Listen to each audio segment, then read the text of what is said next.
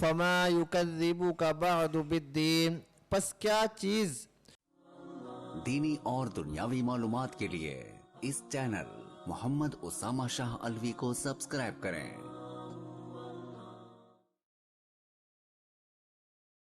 نحمده ونصلي ونسلم على رسوله الكريم،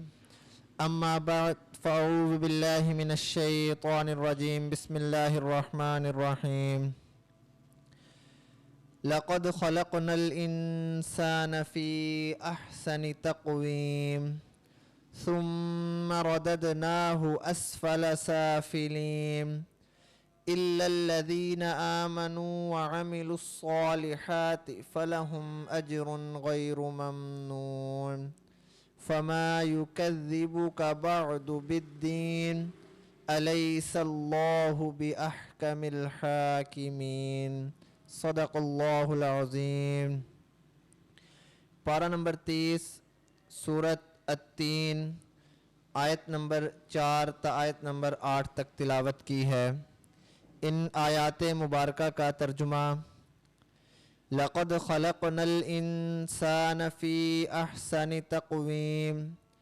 البتہ تحقیق ہم نے پیدا کیا انسان کو سب سے زیادہ خوبصورت بناوٹ میں یا ساخت میں یا سانچے میں۔ ثم رددناہ اسفل سافلین، پھر لوٹا دیا ہم نے اس کو اسفل سافلین، پستی والے لوگوں میں سے سب سے زیادہ پست۔ الا الذین آمنوا، مگر وہ لوگ جو ایمان لائے،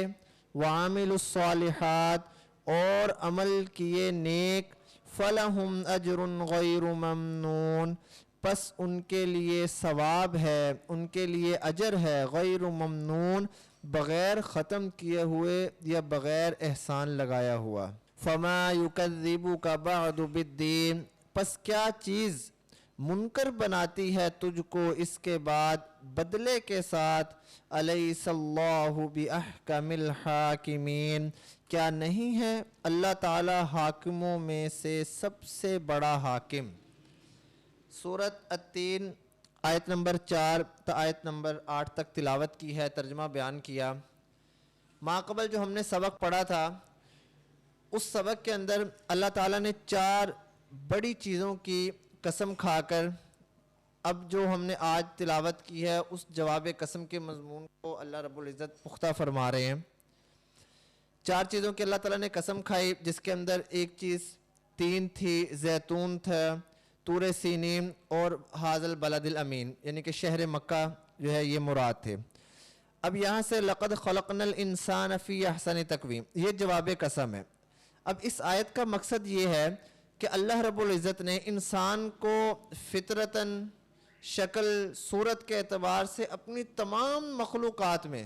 سب سے زیادہ حسین اور سب سے زیادہ خوبصورت بنایا ہے۔ ابن عربی رحمۃ اللہ تعالی علیہ نے یہ بھی کہا کہ اللہ تعالیٰ کی مخلوقات میں سے انسان سے زیادہ کوئی بھی مخلوق جو ہے یا کوئی بھی چیز وہ خوبصورت نہیں ہے۔ سب سے زیادہ جو اللہ تعالیٰ کی تمام مخلوقات میں سے جو چیز خوبصورت ہے وہ انسان، حضرت انسان جو ہے وہ ہے۔ اور انسان کو اشرف المخلوقات کیوں کہا گیا؟ اس وجہ سے کہا گیا کہ اللہ تعالیٰ نے انسان کو زندگی دینے کے ساتھ ساتھ علم دیا، قدرت دی، بولنے کی قدرت دی، سننے کی قدرت دی، دیکھنے کی قدرت دی، اس کے بعد سمجھنے کی قدرت دی، حکمت کی قدرت دی۔ اصل میں یہ جو ساری تھی، یعنی کہ عالم ہونا، قادر ہونا، سمیع ہونا، بصیر ہونا، یہ اللہ رب العزت کی صفات تھی۔ تو اللہ تعالیٰ نے اپنی صفات کے اندر سے کچھ حصہ حضرت انسان کو عطا کیا، اس لیے حضرت انسان جو تھے ان کا جو مرتبہ تھا، ان کا رتبہ تھا، وہ تمام تر مخلوقات میں سے تھوڑا سا جو ہے وہ بڑا ہو گیا، بلکہ تھوڑا سا نہیں، بہت زیادہ بلند ہو گیا۔ کہ جتنی بھی اللہ تعالیٰ کی مخلوقات ہیں، چاہے وہ فرشتے ہیں، جنات ہیں، انسان ہیں، اور بھی ہیں، اس میں جو سب سے زیادہ بلند و بالا مرتبہ ہے وہ حضرت انسان کا ہے۔ یہاں پہ ایک بڑا عجیب واقعہ، اور آپ اس واقعے کو عجیب بھی کہہ سکتے ہیں، ایک لطیفہ کہہ سکتے ہیں۔ لطیفہ مین ایک باریک بات، کوئی ہنسی مذاق والے نہیں، کہ علامہ قرطبی رحمۃ اللہ تعالی علیہ نے اسی مقام پہ ایک واقعہ تحریر کیا۔ واقعہ کیا ہے کہ عیسیٰ بن موسیٰ ہاشمی یہ نے جو خلیفہ ابو جعفر منصور یہ تھے ان کے بڑے مقرب، یعنی کہ ابو جعفر منصور کے بڑے مقرب تھے عیسیٰ بن موسیٰ ہاشمی، اپنی بیوی کے ساتھ ایک دفعہ رات کے وقت چاندنی رات میں بیٹھے ہوئے تھے،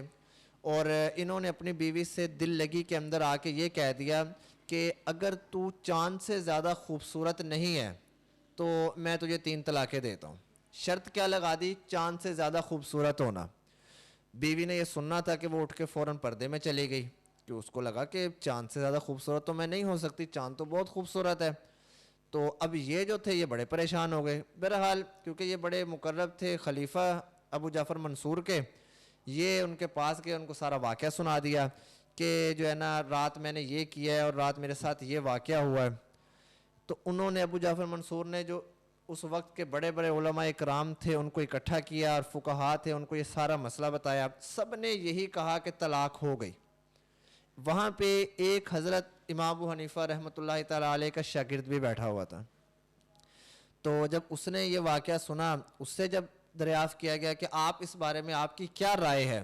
تو اس نے پھر یہی سورۃ 3 کی تلاوت کی،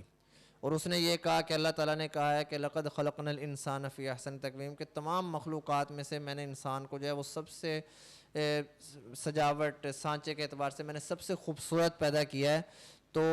اس حکم کے اعتبار سے طلاق نہیں ہوئی۔ سب جو جتنے بھی فقہاء اکرام وہاں بیٹھے ہوئے تھے وہ اس عالم دین کی اس فقیہ کی جو ہے استدلال سے ذہانت سے حیرت زدہ ہو گئے، اور انہوں نے پھر ان سب کے ساتھ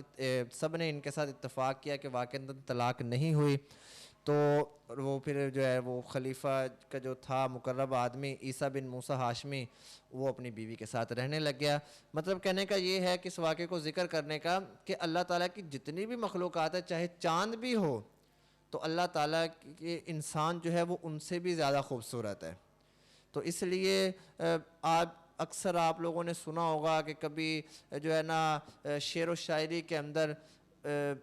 عاشق جو ہے وہ اپنے معشوقہ کو یا جس سے وہ محبت کرتا ہے اس کو چاند سے تشبیہ دیتا ہے، در حقیقت وہ اس کا مرتبہ اس کا رتبہ کم کر رہا ہے، کیونکہ جو اس کا اپنا مرتبہ رتبہ ہے وہ چاند سے بھی کہیں زیادہ ہے، اور وہ اس کو چاند کے برابر لا کے اس کا مرتبہ کم کر رہا ہے، اس لیے ایسا کام نہیں کرنا چاہیے۔ چاند کا جو مرتبہ ہے وہ تو بہت زیادہ کم ہے، حضرت انسان کا مرتبہ وہ چاند سے بھی بہت زیادہ بلند ہے۔ ثم رددناہ اسفل سافلین، اس آیت کا 2 مقصد ہو سکتے ہیں۔ پہلا مقصد تو یہ ہے کہ ہم نے انسان کو فطرت جسمانی طور ساخت کے اعتبار سے بڑا حسین اور بڑا جمیل بنایا، لیکن پھر بعض انسانوں نے کیا کیا کہ انہوں نے کفر اختیار کیا،